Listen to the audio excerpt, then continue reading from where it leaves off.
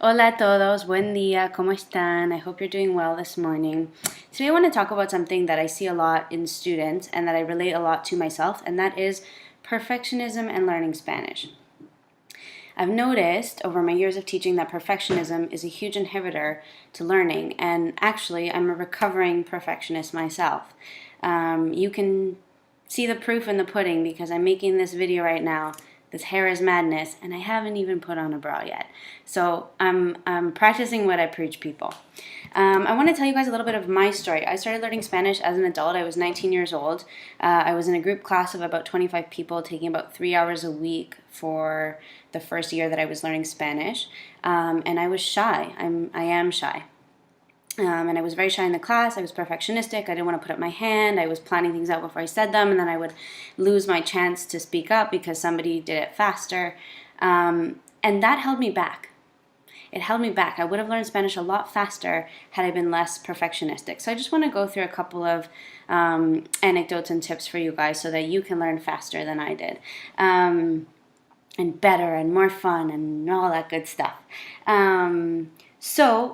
Well, one thing that I realized, so I traveled to Argentina 2.5 years into my Spanish instruction, and my goal with that trip, it was a 2-month solo trip, and my major goal with that trip was to really consolidate all the Spanish that I had learned over the previous 2.5 years and get a lot more comfortable speaking, because I was at the point where I was understanding really well, I was reading really well, but I was still having more than difficulty, lack of confidence when I was speaking. I was nervous to speak and make mistakes. And when I got to Argentina, I realized that what I lacked was not, I realized just that I didn't lack ability. What I lacked was the confidence, because the speaking was there. I just had to feel comfortable doing it. Anyway, so I see this often with clients. They start learning Spanish and they're all excited when they start, and they can already see themselves on the beach with a piña colada or dancing in the streets or wherever it is, in Colombia, Argentina, lo que sea.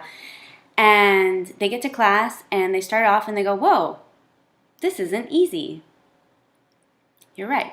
Learning Spanish is not easy. Learning anything new is not easy. But it can be so rewarding. But you're right, it's not easy.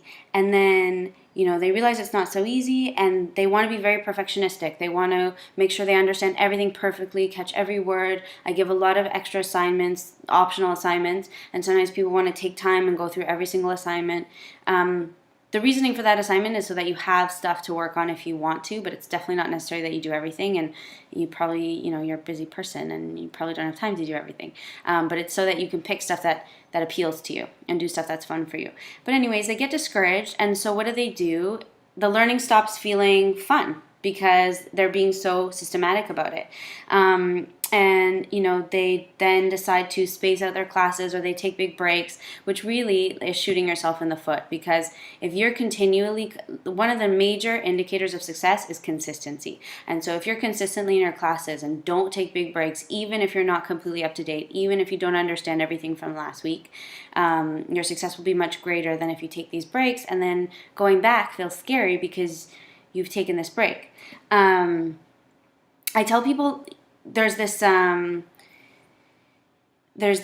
that I heard about. If I give you a plate of food that's this big, you might finish the plate, right? But if I give you a plate that's this big, you might eat 40%, right?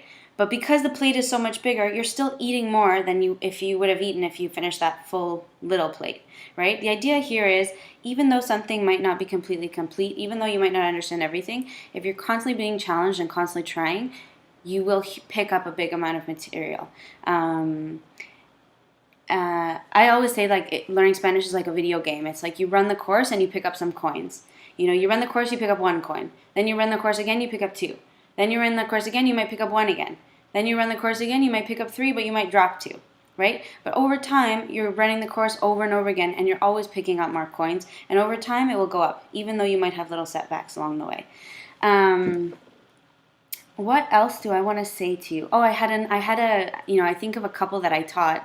I taught a couple a few years ago. They were actually one of my first few students, this couple.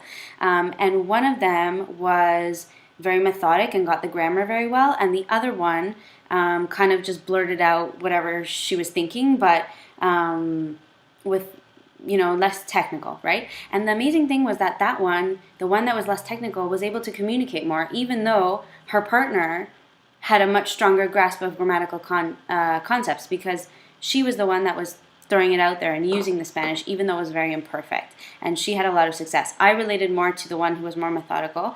But like I said, I learned from experience, and I want you to learn faster and better than me, that this perfectionism really holds you back. Another tip that I have, learning should be fun for you. I do my best to make it fun. Not everything is a merry-go-round, because sometimes you're just memorizing those goddamn verbs. But if you don't like something, don't do it. Find the way that is easiest for you, that it's going to stick best with you. I really love to use music and YouTube videos because that's fun for me. But we need to figure out what's fun for you. If you don't really like something, don't do it. The whole point is that Spanish should be fun. It should open up your world. It should give you exciting new opportunities. So let's enjoy it and make the best of it. Thanks for listening, guys. Besos. Ciao.